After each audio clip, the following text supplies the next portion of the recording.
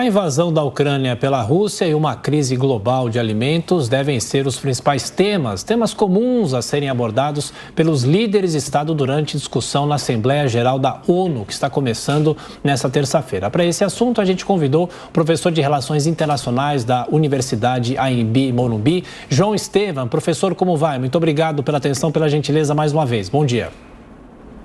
Bom dia a todos. Muito obrigado. Bom, professor, a gente fala sobre a guerra na Ucrânia, também a crise econômica ainda, a questão dos alimentos, no caso dos Estados Unidos, a inflação e as tentativas de se aumentar as taxas de juros para conter o custo de vida. Eu pergunto, o que é decisivo para essa discussão na Assembleia Geral da ONU nesse momento? Bom, em primeiro lugar, é um momento de bastante tensão a nível internacional e também a nível doméstico.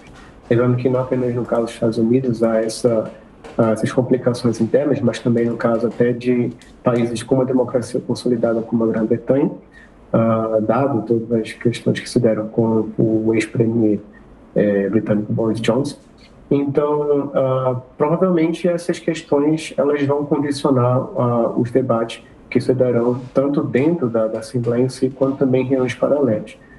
Porém, acredito que, como até foi bem falado, eventos internacionais, principalmente a guerra na Ucrânia, provavelmente pode até eclipsar os debates e os discursos que serão apresentados pelos chefes de Estado e de governo. Então, esse parece ser o panorama geral que vai se dar na reunião. Professor, na sequência das perguntas dos comentaristas, você, Roberto Mota.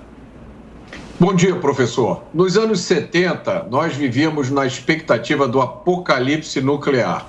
Aí, nos anos 80 e 90, essa questão sumiu da mídia, da consciência das pessoas, embora os arsenais atômicos tenham ficado quase intocados. Agora, com as palavras do Putin e, mais recentemente, do Medvedev, essa carta nuclear voltou à mesa. Se discute a possibilidade de uso de armas nucleares na Ucrânia, na Europa.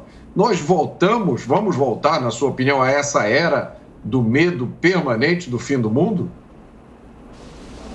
Bom, de fato, existe esse componente de alto risco, ainda mais porque, lembrando que no caso da OTAN, 3 dos membros efetivos, eles possuem armamentos nucleares.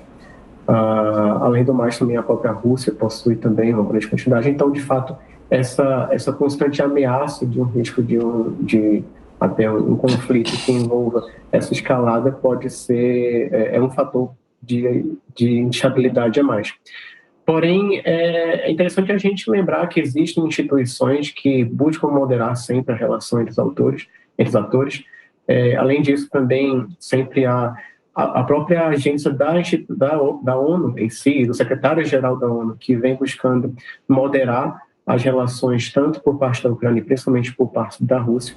Então, apesar das crises, apesar também da própria crise humanitária que se vê com essa guerra levada a cabo pela Rússia, é importante lembrar que existe essa possibilidade de moderação. Então, o risco de uma guerra até nuclear acaba sendo, apesar dessa possibilidade, acaba sendo relativamente limitado. Ainda bem.